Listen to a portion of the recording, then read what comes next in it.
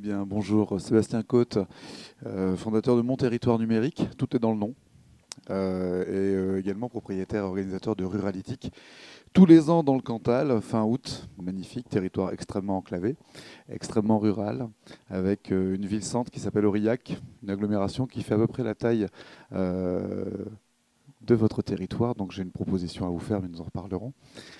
J'aimerais que vous soyez mes invités à la fin de l'été dans le Cantal pour parler télétravail, télémédecine, déploiement d'infrastructures, pour parler médiation numérique, pour parler circuit court, tout ce qui est possible aujourd'hui dans la ruralité de manière extrêmement rapide et opérationnelle, parce qu'on est sur de la petite échelle.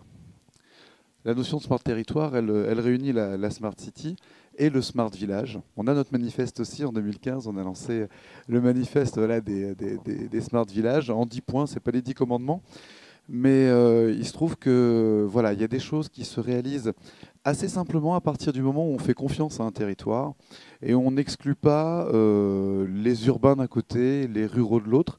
Nous, on a su très bien le faire en France, puisqu'on a dit, pour le déploiement des infrastructures, les zones très denses, ce sera géré sur l'initiative privée. Et puis, par compensation, pour les territoires ruraux, on a dit, il va falloir mettre de l'argent public. On a fait deux poids, deux mesures. En matière d'imposition, ce qu'on appelle la dotation globale de fonctionnement en France, un habitant d'une ville, d'un territoire urbain, coûte 2 fois plus cher à la collectivité, enfin à la France, qu'un territoire rural, ce qui voudrait dire qu'il est finalement un rural vaut la moitié d'un urbain. Et ceci pour dire qu'aujourd'hui, la notion de territoire, elle englobe ça. Un territoire intelligent qui ne travaille pas avec ses campagnes, qui ne travaille pas son rapport à la nature, qui ne travaille pas son alimentation en proximité, ce n'est pas vraiment un smart territoire. Voilà.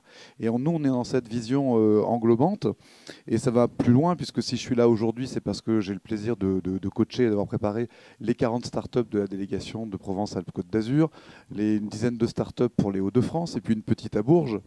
C'est que les talents sont dans les territoires. J'étais ce matin sur le plateau de Techstar avec Christina Costa, qui est la patronne du dispositif Companies Anywhere de Techstar, qui est donc un gros accélérateur, et qui m'expliquait, mais si Techstar aujourd'hui, qui a en 10 ans accéléré 1500 startups aux États-Unis, est à Boulder, en Colorado, c'est simplement parce que les deux fondateurs y vivaient. Et l'opportunité numérique, c'est ça. C'est-à-dire qu'à un moment donné, on a vécu plus ou moins de l'exode rural, où on était déraciné, obligé de partir pour tout un tas de raisons. Et le numérique modifie complètement la donne, c'est-à-dire que si on apporte le numérique, et la responsabilité des élus sur la défense des tuyaux, si je puis dire, elle est super stratégique, il est clair que si on amène la technologie dans les territoires, au plus profond et au plus fin des territoires, les talents, ils sont là. Les talents sont là. Si le talent est là, il va s'épanouir.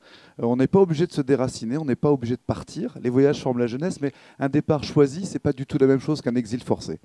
Et aujourd'hui, on a beaucoup de problèmes dans les villes qui sont des problèmes liés à la concentration de population. Et nous, particulièrement en France, on a notre échelle, c'est le village, c'est la paroisse, le clocher.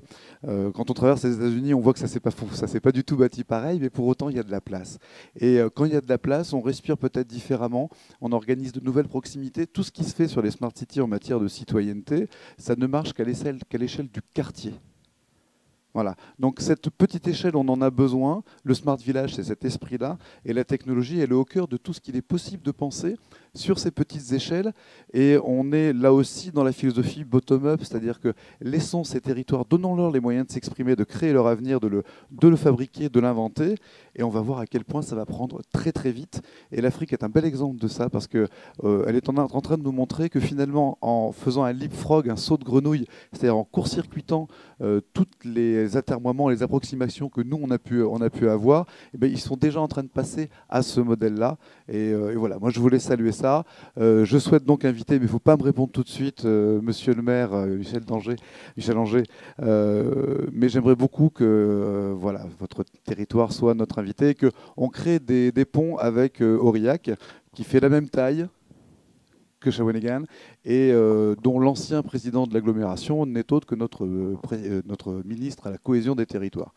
Donc il y a des choses à inventer, à partager. J'ai été passionné par par les témoignages de votre territoire et également par ceux de Nevers avec lesquels je pense qu'on a beaucoup de choses à partager sur ces équilibres territoriaux et l'ambition est magnifique. Et je ne parle même pas d'Angers, ce pari fou d'en faire la capitale française. Tu n'as pas encore le droit puisqu'on va laisser à Christophe dans quelques instants la parole. De l'objet connecté. Tu as du networking. Mais moi je suis content d'avoir autour de toi bien ce qu'on a appelé des aliens, des tarés, des fous furieux, des audacieux. Parce que comme disait Schopenhauer, une bonne idée elle a 3 étapes. La première, elle est moquée, la deuxième, elle est farouchement combattue, puis la troisième, tout le monde dit que c'était une évidence.